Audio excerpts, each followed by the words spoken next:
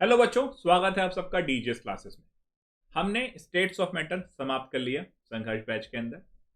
संघर्ष बैच की पूरी डिटेल स्टार्टिंग से लेकर अब तक के लेक्चर और असाइनमेंट्स हमारी डीजीएस क्लासेस की ऐप पे हैं और आप सब ने, मुझे पूरी उम्मीद है कि डाउनलोड कर लिया होगा। जिन्होंने नहीं की है वो ऐप डाउनलोड आप बहुत ईजिली डाउनलोड कर सकते हैं। संघर्ष बैच जो कि ड्रॉप कर रहे बच्चों के लिए है, वो उसमें अपना बिल्कुल फ्री में इनरोल कर सकते हैं और अपना पूरा बेनिफिट ले सकते हैं। बच्चों, अब हम शुरू कर रहे हैं थर्मोडायनामिक्स। थर्मोडायनामिक्स और इक्विलिब्रियम ये बहुत इंपॉर्टेंट फिजिकल केमिस्ट्री के टॉपिक रहते हैं। तो मुझे पूरी उम्मीद है कि आप बिल्कुल मन लगा के पढ़ाई करेंगे और इस कोर्स को फॉलो करेंगे इन आर ऐप ऑल्सो। सो वहाँ आपको सारे असाइनमेंट वगैरह भी मिलते हैं। तो अब शुरू करते हैं थर्मोडायनामिक्स। सबसे पहले डेफिनेशन इसको, भाई थर्मोडायनामिक्स एक्चुअली है क्या? शब्द ही छुपा है थर्मोडायनामिक्स। यहां पर एनर्जी की जो बात हो रही है, एनर्जी आप देख नहीं पाते, महसूस कर पाते हैं। The ability to do work. और एनर्जी अपने आप को डिफरेंट फॉर्म्स में बदल लेती है, खत्म नहीं होती। तो थर्मोडायनेमिक्स में हम इसी चैप्टर, इसी बात को लेके चलने वाले हैं। एनर्जी का, वर्क का एक रिलेशन लेने वाले हैं। तो सबसे पहले अगर बात करें तो thermodynamics deals with the study of the transformation of energy from one form to another. एक से दूसरी फॉर्म में, मतलब आप बना तो सकते नहीं, अब केमिकल से मैकेनिकल, मैकेनिकल से केमिकल, ये चलता रहेगा। Now thermodynamics, so as we know that this is actually क्या बच्चों? थर्मो और डायनेमिक्स, तो हीट एंड मूवमेंट। डायनेमिक्स का वैसे एक बहुत गंभीर मतलब होता है। हम जनरली देखते हैं फिजिक्स के अंदर बात कर रहे हैं डायनेमिक्स, मोशन डायनेमिक्स, तो हमारे मन में आता है कि ये कहीं ना कहीं मोशन से रिलेटेड है। डायनेमिक्स के अंदर एक और बड़ी गहरी बात छुपी है दोस्तों। लोग बात कहते हैं ना हेल्थ डायनामिक्स, लोग बात कहते हैं मार्केट डायनामिक्स, शेयर मार्केट वाले। फिजिक्स में बात करते हैं हम डायनामिक्स, केमिस्ट्री में बात कर रहे हैं हम थर्मोडायनामिक्स। क्या है ये डायनामिक्स? डायनामिक्स का एक मतलब समझो, कुछ वेरिएबल, कुछ वेरिएबल्स जो सेट ऑफ लॉज को फॉलो करें। जैसे फिजिक्स के अंदर है भैया वेलोसिटी है, आपका एक्सेलरेशन है, आपका डिस्प्लेसमेंट है। फोर्स की बात करोगे तो अब आप देखते हो तो वो न्यूटन्स लॉ ऑफ मोशन को फॉलो करते हैं। केमिस्ट्री में अगर हम थर्मोडायनेमिक्स की बात करते हैं तो यहां पर भी हम 4 लॉज पढ़ते हैं थर्मोडायनेमिक्स के। Zeroth law, first law, second law थे थर्ड लॉ। अब मार्केट डायनेमिक्स है तो वहां भी वेरिएबल्स हैं और वो भी कुछ लॉज से गवर्न होती है। ऐसे ही आपकी हेल्थ है। तो एवरीथिंग जहां पर मूवमेंट है, अप डाउन लेफ्ट राइट का मूवमेंट है और वो फॉलो करता है एक सेट ऑफ प्रिंसिपल्स, उसे डायनेमिक्स कहते हैं। अपनी स्टडी को जब हम कंसाइज कर रहे हैं तो थर्मोडायनेमिक्स, थर्मो मतलब something related to heat. So heat की मूवमेंट, तो branch of science that deals with different forms of energy. So the quantitative relation between them and the energy changes that occur in physical and chemical process. एक चीज ध्यान रखना, thermodynamics basically heat changes during a process. Physics के अंदर भी आता है। और अगर वो heat change during a chemical process है तो देन वो केमिकल थर्मोडायनेमिक्स है। क्लियर?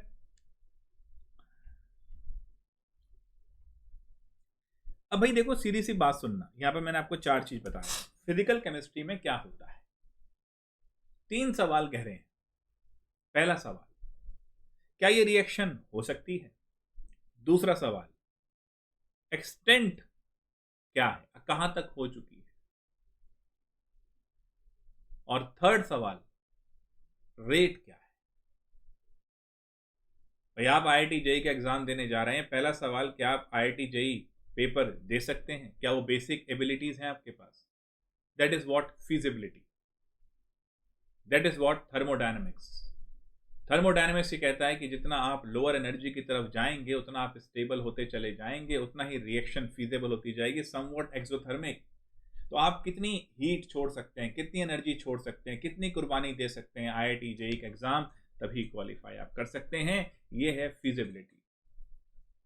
एक्सटेंट कहां तक आई? थर्मोडायनेमिक्स बात करता है बच्चों feasibility, practically feasible, practically possible और नॉट। क्लियर है मेरी बात? और अगर गंभीरता से देखो तो इसी से लॉ ऑफ फिजिकल केमिस्ट्री बनाए गए हैं। इक्विलिब्रियम बात करता है टू समवॉट किस एक्सटेंट तक रिएक्शन हो गई, और काइनेटिक्स है जो बताता है कि रेट क्या होगी। सो केमिकल एंड फिजिकल चेंजेस तो हो रहे हैं, लेकिन साथ साथ थर्मोडायनेमिक्स इसलिए इंपॉर्टेंट है क्योंकि ये बताता है कि भाई ये रिएक्शन पॉसिबल है या नहीं। लिमिटेशन वही है, मैक्रोस्कोपिक प्रॉपर्टीज के लिए अवेलेबल है, बल्क प्रॉपर्टीज के लिए अवेलेबल है, और generally initial and final state की बात करेंगे, और rate, speed and mechanism of the reaction को ये नहीं बताता, यानी रेट के बारे में कोई जानकारी नहीं देता, वो उसके लिए काइनेटिक्स है।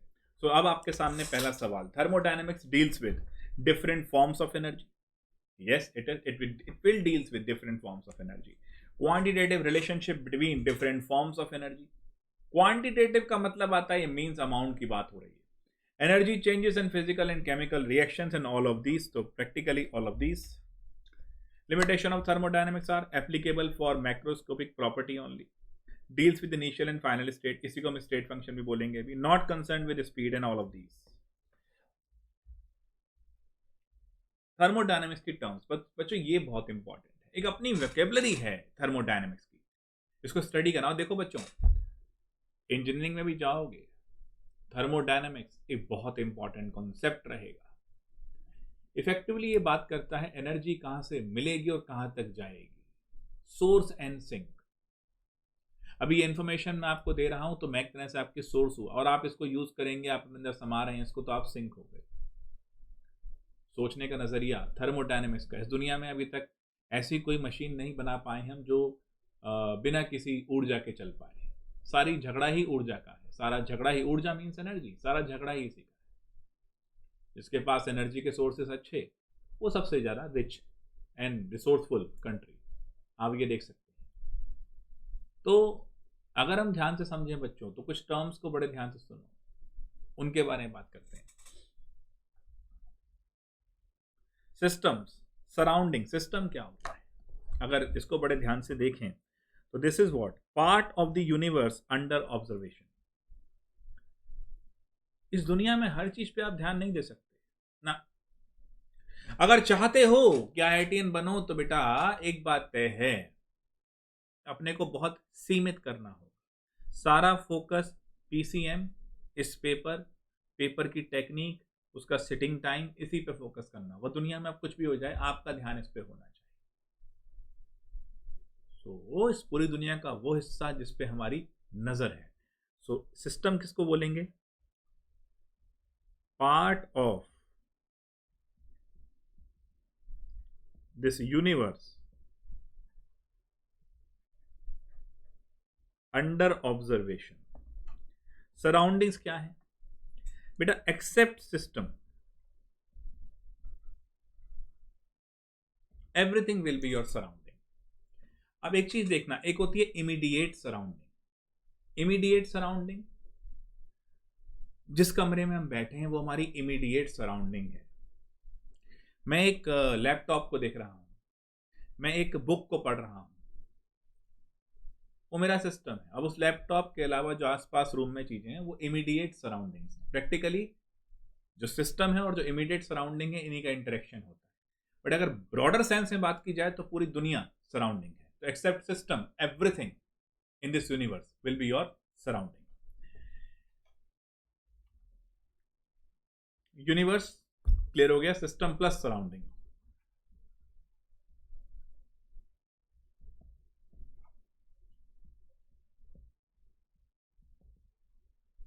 पूरा ब्रह्मांड क्या हुआ, यूनिवर्स क्या हुआ? System plus surrounding.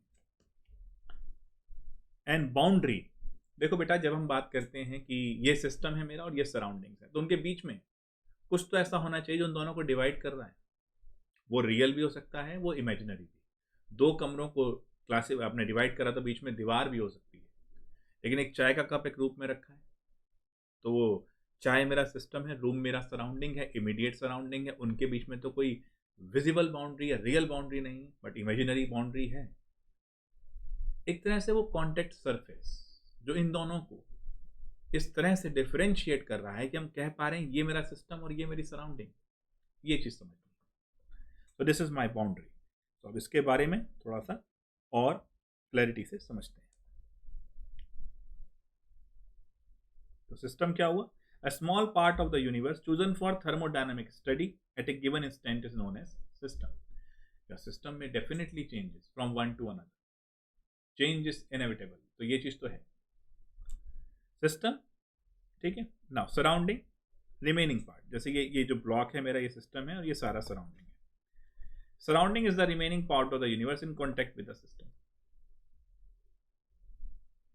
It does not have any physical visible boundaries. Universe, system and surrounding together constitute the universe, like I said earlier. And boundary is the real or imaginary surface, or लिखना रह गया, or line that separate a system from its surrounding is called boundary. So somewhat ये जो boundary आप देख रहे हैं, clear? Thermodynamic terms की अगर बात करते हैं तो एक बॉटल ले लेते हैं जस्ट. इस बॉटल में सब्सटेंस है, वो सिस्टम हो गए. सराउंडिंग बॉटल का सब कुछ हो गया बाहर का, थिंग्स आउटसाइड द बॉटल. और बाउंड्री जो हुई ये इसका, जैसे मान लो इस ग्लास बॉटल के अंदर हमारी एक कोल्ड ड्रिंक रखी थी, तो कोल्ड ड्रिंक सिस्टम हुआ. रूम जो हुआ वो सराउंडिंग हुआ, और जो ग्लास की बॉटल है वो बाउंड्री हुई. क्लियर? अगर वो कोल्ड ड्रिंक थी, हमने बाहर रख दिया, रूम टेम्परेचर 25 डिग्री है, कोल्ड ड्रिंक 4 डिग्री पे थी, धीरे धीरे कोल्ड ड्रिंक भी गर्म हो जाएगी, 25 डिग्री पे आ जाएगी. इसी को हम लॉ ऑफ थर्मल इक्विलिब्रियम या जीरोथ लॉ कहने वाले हैं. कोई टेंशन नहीं, अभी समझेंगे, पहले ये सब समझ रहे हैं. The surface which separate system and surrounding is called system. जो सिस्टम और सराउंडिंग को सेपरेट कर रहा है उसे बच्चों क्या कहोगे? सीधी सी बात है, बाउंड्री कहेंगे sir. All the other part of universe at outside the system is called surroundings.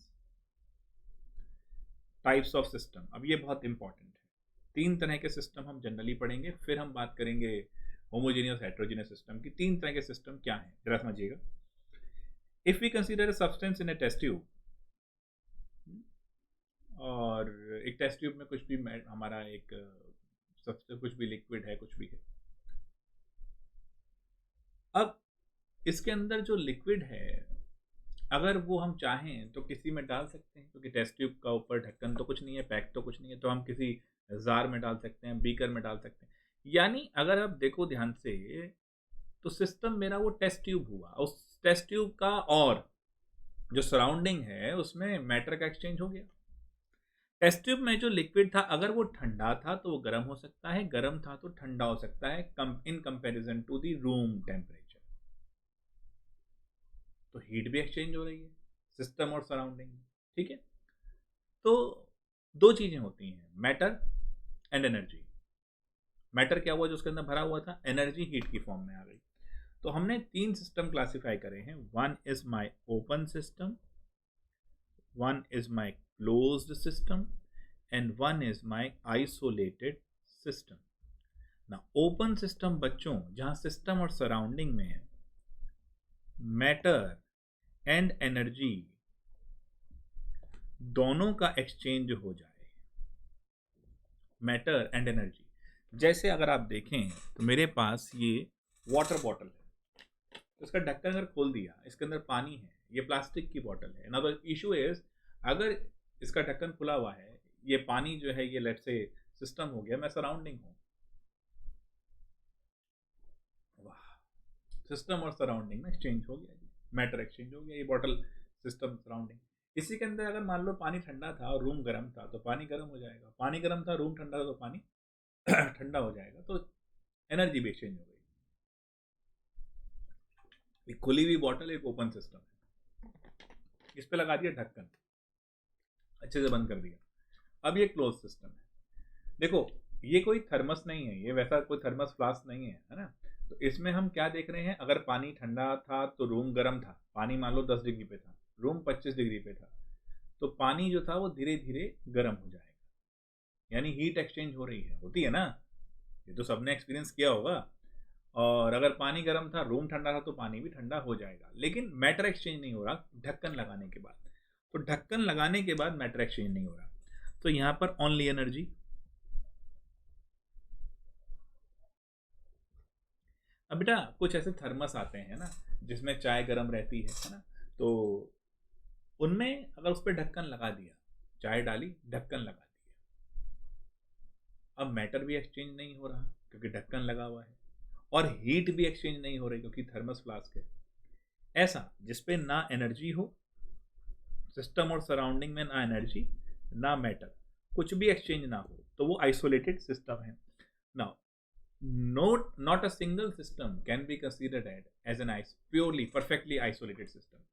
ऐसा कोई थर्मस देखा है जिसमें हम कहते हैं कि भाई साहब हमने चाय रखी थी जब हम छोटे थे 10 साल के, आज हम हो गए हैं 30 साल के, आज हम जो है उस थर्मस से चाय निकाल के पी लेंगे? अरे बावले हो क्या? तो कोई भी सिस्टम परफेक्टली आइसोलेटेड नहीं है. Yes, to somewhat to some extent वो आइसोलेटेड है. तो इस तरीके से मैंने 3 सिस्टम की बात यहाँ पर कर दी है. अब इसको जरा डेफिनेशन की फॉर्म में भी लिख लेते हैं. मैटर में 2 चीज हो गई बेटा. If we close can it exchange matter, वही सब लिखवा रहा हूं मैं. Can it exchange energy. Entire assembly यानी पूरी टेस्ट ट्यूब को मैंने थर्मल फ्लास्क में डाल दिया, तो क्या होगा? Can it exchange matter, can it exchange energy? You can ask simply ask this questions. So open system on the basis of boundary, on the basis of boundary, whether it is open, closed or isolated. Now, boundary can be dithermic. This will allow heat exchange. Diathermic माने heat exchange को allow कर देगा. जैसे मान लो एक society है, वहां पर एक गार्ड है, एक महल है, वहां पर एक गार्ड है, वो आने जाने दे रहा है. ऐसी डाइथर्मिक वॉल्स यानी जो हीट को आने जाने दे रही है. और अगर इंसुलेशन में आ जाए तो नॉट अलाउड. तो boundary can be of these 2 types. Open system पहले पढ़ेंगे. Open system, a system which can exchange both matter as well as energy with its surrounding. PPT मस्त लग रही है ना बच्चों ये स्टाइल से बनाने में. A system which can exchange both matter as well as energy with its surrounding, it's called open system. Close system, a system which can exchange energy but not matter. बताया था मैंने, ओपन दोनों exchange करेगा, close सिर्फ energy करेगा, matter नहीं. Isolated दोनों नहीं करेगा. ठीक है, neither matter nor energy is isolated. On the basis of phases, pure gaseous phase है, प्योर लिक्विड सिंगल फेज है तो होमोजीनियस, और मल्टी फेज है तो heterogeneous.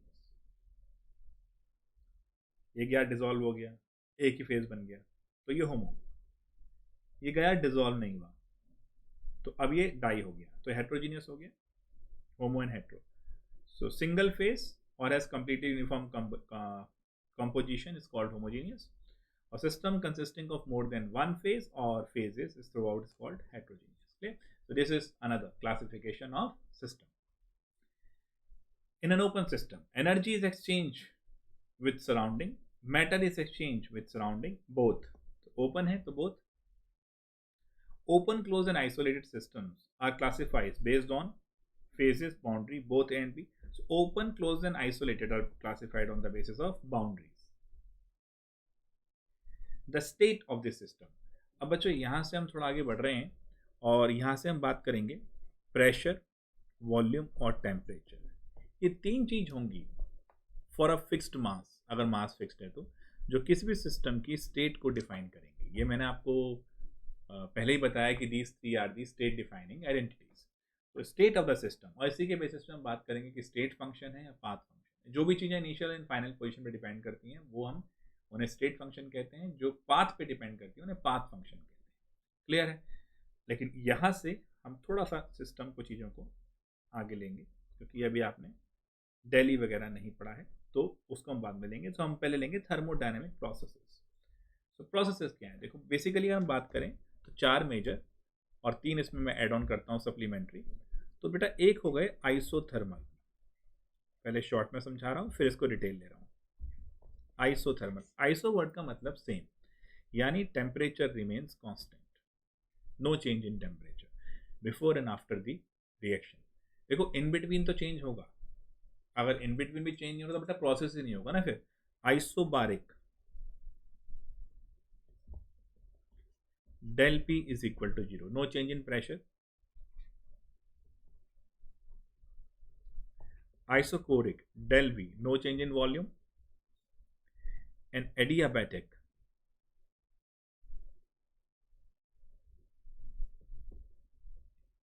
no change in heat. Heat एक पाथ फंक्शन है, अभी हम बात करेंगे उसकी.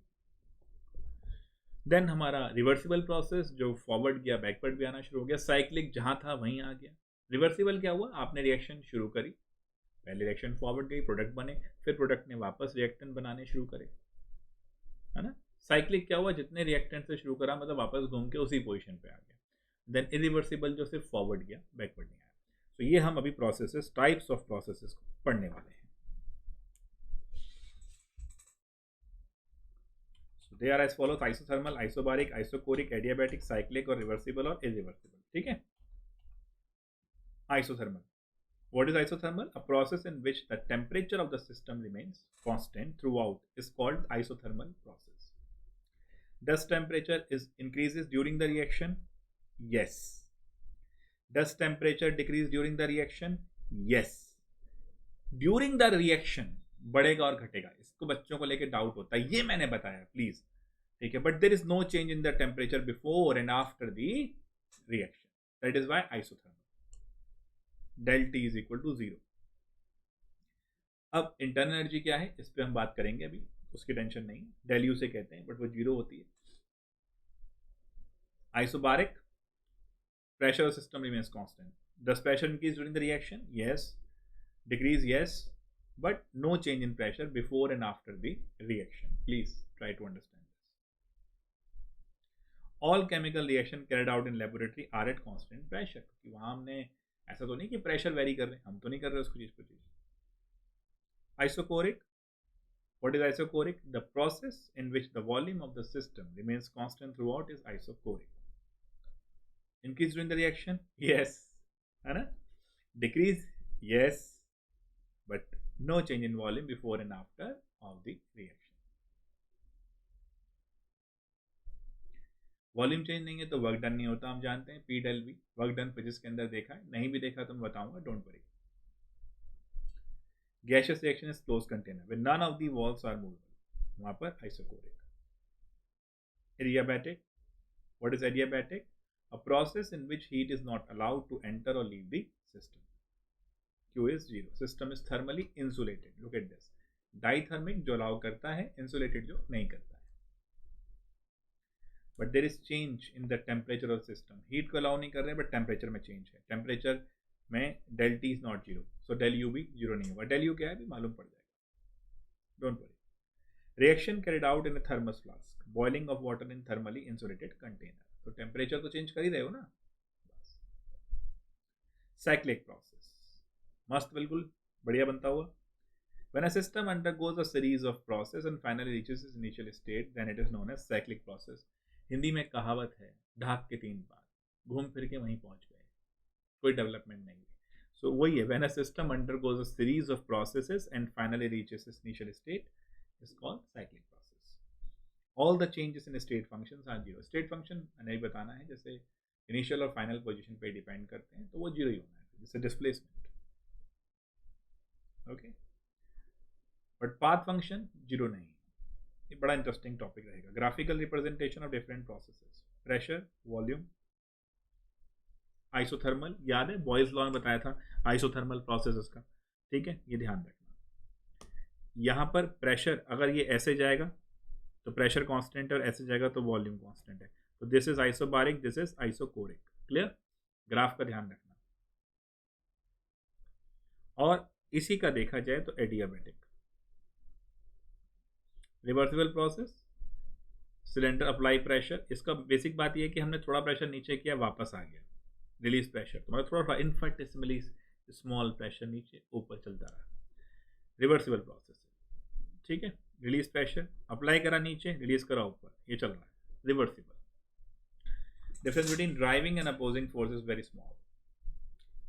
होता है ना यार, तुम कोई काम करना शुरू करते हो, डेली लाइफ में आप देख सकते हो, काम करना शुरू करते हो, डिफिकल्टी आती है, थोड़ा आगे बढ़ते हो, फिर पीछे आते हो, थोड़ा आगे बढ़ते हो, फिर पीछे आते हो, है ना। सो वो एक फोर्स भी है, एक आपकी ड्राइविंग फोर्स है, काम होना है, एक अपोजिंग फोर्स है, दोनों फोर्स होंगी। अगर आपकी ड्राइविंग बहुत ज़्यादा हो जाएगी तो आप सीधा सीधा इरिवर्सिबल हो जाओगे।